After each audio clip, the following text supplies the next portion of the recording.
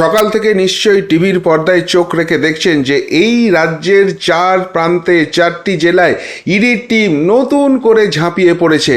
যারা যারা এখনো আড়মোড়া ভাঙছেন এবং ভাবছেন যে আবার নতুন কি হলো, কারা এই হরিদাস পাল, কি হবে এই সব করে, আলটিমেটলি সেখানে তো যাচ্ছে না। তারা তারা একটু আড়মোড়া ভাঙাটা ছাড়ুন আর কোমরটা বেঁধে নিন, ভয়ঙ্কর খেলা চলছে। এবং এবং কারা এই হরিদাস পাল সেটা জানলে কিন্তু সত্যিই এবার রাতের ঘুমটা উড়বে। এখানে বেসিক্যালি চারটে প্রশ্ন উঠছে। এক, কেন, কোথায় এই হানা, কেন এরা এত ইম্পর্টেন্ট? নাম্বার টু, ঠিক এই সময়টাতেই কেন ইডির হানা হলো, কোন তদন্তে হানাটা হলো? নাম্বার থ্রি, এর আলটিমেট এফেক্টটা বঙ্গ রাজনীতিতে ঠিক কী হতে চলেছে? এবং নাম্বার ফোর, এই হানায় শাসক দল কি আদৌ গাড্ডায় পড়বে, পড়লে কতটা গাড্ডায় পড়তে পারে, সেই সমস্ত প্রশ্নের উত্তর অবশ্যই করে আপনাদের সামনে নিয়ে আসছি। শেষ অবধি দেখুন, এই প্রতিবেদন যথেষ্ট ইন্টারেস্টিং হতে চলেছে। নমস্কার, প্রিয়বন্ধু মিডিয়ায় আপনাদের স্বাগত এবং আপনারা দেখছেন প্রিয়বন্ধু বাংলা, সত্যের সন্ধানে সর্বদা আমি শুদ্ধশীল। বন্ধুরা, সকাল থেকেই ইডি হানা, রাজ্যের চার জায়গায় ইডির টিম চলে গেছে। কোথাও চারজন, কোথাও ছজন আধিকারিক যাচ্ছে এবং সেখানে গিয়ে তারা হানা দিচ্ছে। এবং একটাই প্রশ্ন আসছে, কারা এরা? কোনো দিন তো এদের নাম শুনিনি, কি হবে এদের করে? একটাই কথা বলতে পারি, 100 দিনের দুর্নীতির তদন্ত চলছে এবং খোঁজটা চলছে 100 দিনের দুর্নীতির বাকিবুরের। এবার আপনারা বলবেন, বাকিবুর দিয়ে কি হবে? রেশন দুর্নীতিতে বাকিবুর দিয়ে কি হয়েছিল দেখেননি? বাকিপুর ধরা পড়ার পর বাকিপুরের যে বাপ, যেখানে দুর্নীতিটা হতো, যে মাথা, সেই বালু মল্লিক অবধি চলে গিয়েছিল। 100 দিনের দুর্নীতি, সেইখানেও সেই বাকিপুর খোঁজ হচ্ছে। কিন্তু প্রবলেমটা যেটা হচ্ছে, 100 দিনের দুর্নীতিতে ভেরিয়াস অ্যাসপেক্ট রয়েছে, সেই অনেকগুলো বাকিপুরের খোঁজ একসঙ্গে করতে হচ্ছে। এক, জাতিগত শংসাপত্র। 2, টাকাটা কিভাবে সাইফন হয়েছে। এবং 3, পুরোটার মাস্টার মাইন্ড, মাস্টার প্ল্যানটা কার ছিল। এবং এই সব কটা 3টে চ্যাপ্টারকে যদি ধরা যায় তবেই কিন্তু তাদের মাথা অবধি পৌঁছানো সম্ভব হবে। তো সেই জায়গা থেকেই খোঁজ হচ্ছে। কোথায় কোথায় হানা হয়েছে সেইটা এক মুহূর্তে আপনাদের বলে দিই। ঝাড়গ্রামের এক সরকারি আধিকারিকের কোয়ার্টারে, নাম্বার 1, ঝাড়গ্রামের এক সরকারি আধিকারিকের কোয়ার্টারে, তিনি সংখ্যালঘু দপ্তরের একজন প্রশাসনিক আধিকারিক। এখানে কি খুঁজতে গেছে? ওই যে বললাম, জাতিগত শংসাপত্র দুর্নীতি, অর্থাৎ যার পাওয়ার কথা নয় সেখানে জাতিগত শংসাপত্র করে দিয়ে খেলা হচ্ছে। এবং শুধুমাত্র 100 দিনের কাজ নয়, গোটা রাজ্য জুড়ে এই জাতিগত শংসাপত্র নিয়ে একাধিক দুর্নীতি হয়েছে। মেডিকেলের মামলা মনে আছে? এই জায়গাটা, এই পোলটা যদি খুলে যায়, একটা বড় জায়গা কিন্তু রিভিল হবে। যাই হোক, ঝাড়গ্রামে সেই খোঁজ চলছে। এবার আসছি হুগলির চুঁচুড়ার এক ব্যবসায়ীর বাড়িতে। কে এই ব্যবসায়ী? শোনা যাচ্ছে ময়নাডাঙ্গায় বাড়ি, নাম হচ্ছে সন্দীপ সাধু খাঁ, একটি লজেন্স কারখানার মালিক। কি কারণে এখানে গেছে আবারও বলছি, জানা নেই। বাকিবুর রহমানের খোঁজ হয়তো চলছে। 100 দিনের দুর্নীতির বাকিবুর রহমান কি এই সন্দীপ সাধু খাঁ? দিনের শেষে বোঝা যাবে। 3 নম্বর যেটা হচ্ছে, মুর্শিদাবাদের বহরমপুরের এক বহিষ্কৃত পঞ্চায়েত কর্মী। তাহলে তো তার সঙ্গে শাসকের কোনো যোগ নেই নাকি? ভাগবাটোরা নিয়ে গন্ডগোলের জেরে বহিষ্কৃত হতে হয়েছিল নাকি ওই বহিষ্কৃত করে ওয়াশ করে রাখা হয়েছিল, সেখানেই আসল ঘটনা ঘটছিল? খুঁজতে গেছে ইডি। নাম হচ্ছে রথিন দে।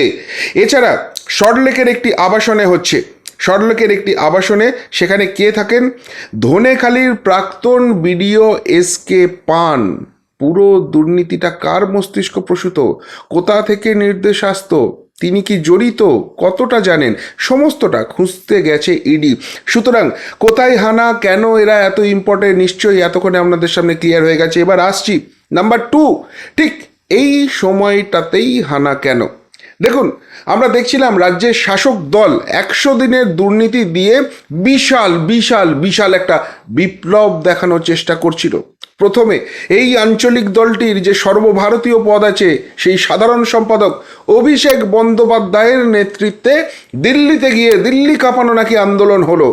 সেখানে মহাত্মা গান্ধীর যে সমাধিস্থল আছে সেইখান থেকে শুরু করে কৃষি ভবন, প্রত্যেক জায়গায় গিয়ে আমরা বিপ্লব দেখলাম। আর তারপর দেখলাম পুলিশের চ্যাংদোলা করে তুলে নিয়ে যাওয়া।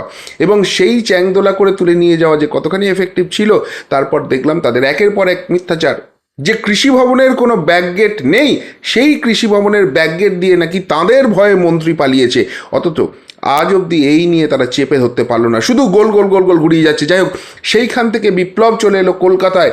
রাজভবন, যেখানে 144 ধারা থাকে, 5 জনের বেশি যেতে পারে না, সেখানে আমাদের বাবু সাহেব ধর্ণা দেবেন এবং কলকাতা পুলিশ দাঁড়িয়ে থেকে সেই মঞ্চ নাকি বেঁধে দিল। সেখানে আমরা দেখলাম, তারপর রাজ্যপালের ছোটাছুটি দেখলাম খোদ দলনেত্রীর ধর্ণা। কিন্তু দলনেত্রী দিল্লি গিয়েছিলেন, 1 মাস সময় চেয়েছিলেন, সেই জায়গা থেকেও সময়টা দিতে পারলেন না। সচিব স্তরের মিটিংয়ের ফয়সালা শোনার জন্য অপেক্ষায় রাখলেন না, 48 ঘন্টা ধর্ণা ডাকলেন এবং ধর্ণা মঞ্চ থেকেই ঘোষণা করলেন 21 লক্ষ লোককে আগামী 21শে ফেব্রুয়ারি তিনি নাকি টাকা দিয়ে দেবেন। কোথা থেকে টাকা দেবেন? ফান্ড কোথা থেকে আসবে? কে দেবে? কেউ কিচ্ছু জানে না। আর টাকা যদি দিয়েই দেবেন, কেন্দ্র তো টাকা পাঠাচ্ছে না, বলছে চুরি করেছো, দুর্নীতি করেছো, হিসাব দাওনি, তাহলে টাকাটা আসছে কোথা থেকে? টাকাটা কি ছিল আপনার কাছে? ব্যবস্থা করেছেন অন্য কোনো জায়গা থেকে? যদি সেটাই হয়, এতদিন গরিব মানুষগুলোকে কেন দগ্ধে দগ্ধে মারলেন? প্রশ্ন উঠছে অনেক। সেই জায়গা থেকেই কিন্তু 21শে ফেব্রুয়ারি নাকি এই টাকাটা দেয়া হবে। এখন যদি তার আগে এখানে ব্যাপকভাবে যে দুর্নীতিটা হয়েছে সেটা সামনে চলে আসে এবং সেখানে কোর্ট মনিটর ইনভেস্টিগেশন স্টার্ট হয়ে যায়, তাহলে কি আর সেই টাকাটা রিলিজ করতে পারবেন? আর সেই টাকাটা রিলিজ করতে না পারলে কি হবে? যে জন্য করছিলেন সেটা তো কারণটা তো স্পষ্ট হয়ে গেছে, সেটা তো গঙ্গায় ভেসে যাবে। তাহলে আগামী দিনে রাজনৈতিক লড়াইটা কোন জায়গায় দাঁড়িয়ে থাকবে? ফলে ফলে এই সময়টাতে যে বেছে নেওয়া হয়েছে 100 দিনের দুর্নীতির জন্য, সেটা কিন্তু খুব ইম্পর্টেন্ট। তবে যেটা জানা যাচ্ছে, যেটা টেকনিক্যাল কারণ জানা যাচ্ছে, সেই টেকনিক্যাল কারণটা হচ্ছে বেলডাঙাতে এই 100 দিনের দুর্নীতি দিয়ে 2টো এফআইআর হয়েছিল, ধনেখালিতে হয়েছিল 1টা এবং গোটা রাজ্যে মোট 5টা এফআইআর হয়েছিল। সেই এফআইআরের বেসিসে ইডি ইসিআইআর জারি করে, অর্থাৎ যেরকম আমরা সাধারণ এফআইআর করি সেরকম ইডির ক্ষেত্রে ইসিআইআর হয়।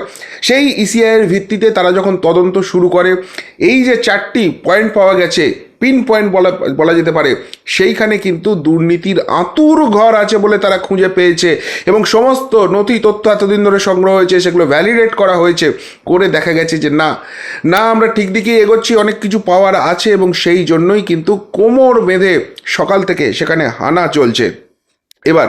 এবার প্রশ্ন হচ্ছে, এর আলটিমেট এফেক্টটা কি হচ্ছে? এর আলটিমেট এফেক্টটা একটাই হচ্ছে, সেটা হচ্ছে 100 দিনের দুর্নীতির বাকিবুর রহমানের খোঁজ। সেটা একটা বাকিবুর নাকি গোটা চারেক বাকিবুর, সেটা বোঝা যাচ্ছে না। এবং সব থেকে বড় কথা, যে যে দপ্তরগুলো এটাতে ইনভলভ হচ্ছে, সেই দপ্তরের মাথায় যদি বাকিবুরের মাথা জ্যোতিপ্রিয় হয়, বাকিবুরের মাথা বালু হয়, সেরকম এই যে দুর্নীতিগুলো হচ্ছে, সংখ্যালঘু দপ্তর, জাতিগত শংসাপত্র যেখান থেকে আসছে, সেই সমস্ত দপ্তরের যে মাথা আছে, সেইটা নিয়ে কিন্তু টানাটানি শুরু হয়ে যাবে, যেটা রাজ্য রাজনীতিকে কার্যত নাড়িয়ে দিতে পারে। যেদিকে এখনো কেউ হাতটা তুলতে পারছিল না, আঙুলটা তুলতে পারছিল না, ভয় পাচ্ছিল যে এত বড় সততার প্রতীক, সেই দিকে কি আঙুল তোলা যাবে? সেই দিকে কি দুর্নীতি কোনো দিন যেতে পারে? আঙুলটা, দিক নির্দেশটা সেই দিকে চলে যাচ্ছে। ভোটের আগেই তাকে নিয়ে টানাটানি শুরু হবে। দেখুন, দুর্নীতি যদি কেউ করে বা করতে পারে বলে তদন্তকারী সংস্থা মনে করে, তাকে তো ডেফিনেটলি তদন্ত ফেস করতে হবে। আর সেই নামটা এই বাংলা রাজনীতির সব থেকে বড় নাম হতে যাচ্ছে কি, সেই জায়গাটা নিয়ে কিন্তু এবার সন্দেহ বাড়তে শুরু করেছে। কেননা যে যে জায়গাগুলো, যে যে অ্যাসপেক্টগুলো দেখা হচ্ছে, যে যে ডিপার্টমেন্টগুলো এই 100 দিনের দুর্নীতির সঙ্গে যুক্ত আছে বলে মনে করা হচ্ছে, সেই জায়গাগুলোর মাথাটার যে নামটা আসছে, সেটা বঙ্গ রাজনীতিতে ভূমিকম্প আনার জন্য যথেষ্ট, এমনটাই কিন্তু মনে করা হচ্ছে। এবার যে ফাইনাল প্রশ্নটা আসছে, যে এর ফলে কতখানি গাড্ডাই পড়তে চলেছে শাসক দল। আদৌ কি কোনো কিছু হবে, নাকি ওই আগে যেরকম হয়েছে অন্যান্য দুর্নীতিতে ঠিক আছে? আলটিমেটলি কিছুই হবে না। ওই হয়তো কোনো বাকিপুর ধরা পড়বে, হয়তো কোনো পার্থ ধরা পড়বে, হয়তো কোনো বালু ধরা পড়বে, কিন্তু আলটিমেট কি হবে না, সেই জায়গার দিকেই তো এবার এগোচ্ছে। আলটিমেট এখানে অনেক কিছু হতে চলেছে। যে গাড্ডাটাই পড়েছে, রিয়াকশনটা সকাল থেকে দেখুন। ইডি এসেছে, তদন্ত করছে, শাসক দলের সঙ্গে এখন আপাতত কোনো সম্পর্ক নেই এরকম 4 জনের জায়গায় হচ্ছে। একজন হচ্ছে সংখ্যালঘু দপ্তরের প্রশাসনিক আধিকারিক, তার সঙ্গে সরাসরি শাসক দলের সম্পর্ক থাকতে পারে না। একজন হচ্ছে ব্যবসায়ী, যিনি হচ্ছেন সন্দীপ সান্ধুখা, তার সঙ্গে কোনো রকম কোনো সম্পর্ক থাকতে পারে না। একজন বহিষ্কৃত পঞ্চায়েত কর্মী, অর্থাৎ নিশ্চয়ই কোনো গণ্ডগোল করেছিল, ওই জন্য তৃণমূল সরিয়ে দিয়েছে। তাহলে তাকে ধরলে বা তার কোনো দুর্নীতি বেরোলে তৃণমূলের কিছু এসে যায় না। একজন হচ্ছে ধনেখালির প্রাক্তন বিডিও, তার যদি কোনো রকম কিছু বেরোয় বা না বেরোয় তাতে তৃণমূলের কী এসে যায়? অথচ এই যে হানা হচ্ছে, এই হানা নিয়ে সকাল থেকে শাসক দলের মন্ত্রী, নেতা, মুখপাত্র, তাদের রিয়াকশানগুলো শুধু দেখুন। চিরবির চিরবির করে জ্বলছে, বলছে বিজেপি ইডিকে দিয়ে করাচ্ছে, বেশ করাচ্ছে। দুর্নীতি আছে কি নেই সেটা তো আদালতে প্রমাণ হবে। যদি এরা ডেটল জলে ধোয়া তুলসী পাতা হয়, আদালতে গিয়ে তো ইডি কান মোলা খাবে। এবং সেখানে যদি প্রমাণ করতে পারে যে এটা বিজেপি করাচ্ছে, বিজেপি তো আরও বড় কানমোলা খাবে। সেটা আদালতে যাওয়ার দরকার নেই। যে আদালতের কথা শাসক দল বলে জনগণের আদালত, সেই জনগণের আদালত নাকি সব থেকে বড় আদালত, সেইখানে তো প্রমাণ হয়ে যাবে যে এত কিছু খোঁজাখুঁজির পর কিচ্ছু পাওয়া যায়নি, ক্লিন চিট, সমস্তটা সততার প্রতীক দিয়ে চলছে। তাহলে জনগণের আদালতে সামনে লোকসভা ভোট আসছে, বিজেপির ভরাডুবি অবশ্যম্ভাবী, এত চিৎকার চেঁচামেচির কি আছে? আসলে প্রবলেমটা অন্য জায়গায় হয়ে গেছে। প্রথমে ধর্ণা হলো দিল্লিতে, রাজভবনের সামনে। সেখানে ধর্ণা দিলেন যিনি, তিনি কিছু করতে পারলেন না। এবার ক্যাপ্টেন ভাবলেন তিনি লিডটা নেবেন। দিল্লিতে গেলেন, প্রধানমন্ত্রীর সঙ্গে বৈঠক করে বাইরে বেরিয়ে এসে বললেন যে দারুণ বৈঠক হয়েছে। ভয় পেয়ে গেছে, এবার একদম সচিব পর্যায়ের বৈঠক হবে, ফটাফট সলিউশন। কিন্তু আলটিমেটলি বুঝলেন যে কিচ্ছু হবে না, আলটিমেট কোনো কিছু হতে পারে না। সেই জায়গা থেকে নতুন করে শুরু করলেন ধর্ণা, এবং সেই ধর্ণাটা দিয়েও যে কিছু হবে না, এবং তার আগে উত্তরবঙ্গ সফর হয়ে গেছে। সেই সফরে বুঝে গেছেন যে মানুষের যে ক্ষোভ, মানুষের যে রাগ, সেটা কিন্তু বাড়ছে। এতদিন যে বুঝিয়ে রাখা হচ্ছিল যে এখানে কেন্দ্রীয় সরকার বঞ্চনা করছে, মানুষের ধারণা তা নয়। উল্টে বিজেপি বা কেন্দ্রীয় সরকার যে কথাটা বলছে যে ভাই তোমরাই তো হিসেব দাওনি, কেননা চুরিটা তোমাদের লোকেরা করেছে, সেই জন্য হিসেব দিতে পারোনি, তাই কেন্দ্র টাকা দিচ্ছে না, এইটার জন্য এই চুরিটা বন্ধ করো, যারা দোষী তাদের শাস্তি দাও, আমরা আমাদের টাকাটা পাবো। এই টাকাটা না পেলে ভোট দেবো না, এই বার্তা পেয়ে যাওয়ার পরই কিন্তু ঘোষণা হয়ে গিয়েছিল যে যেখান থেকে পারি টাকাটা দেবো, অ্যাটলিস্ট ওই ক্ষোভটা তো প্রশমিত হবে। কিন্তু সেই জায়গায় এখন ইডি ঢুকে পড়লো, তদন্ত নিয়ে ঢুকে পড়লো, এবং বাকি বুড়ের সন্ধানে ঢুকে পড়লো। তার ফলে খুব সম্ভবত এটাতে বড় কিছু বেরোবে, এবং সেই বড় কিছু বেরোলে সেই জায়গা থেকে এটা অবভিয়াসলি কোর্টে যাবে, এবং কোর্টে গেলে যে ইনভেস্টিগেশনটা হবে সেটা কোর্ট মনিটর্ড হয়ে যাবে অন্যান্য তদন্তের মতো। এবং সেক্ষেত্রে যেখানে দুর্নীতি হয়েছে যদি প্রমাণিত হয় বা তার ইঙ্গিত পাওয়া যায়, এই ফান্ড রিলিজ করা যাবে না। আর এই ফান্ড যদি রিলিজ করা না যায়, এই টাকা যদি দেওয়া না যায়, হয়তো চিৎকার চেঁচামেচি করে দেওয়া যাবে, কিন্তু আলটিমেটলি ভোট ব্যাক্সের যে এফেক্টটা, সেটাকে এড়ানো যাবে।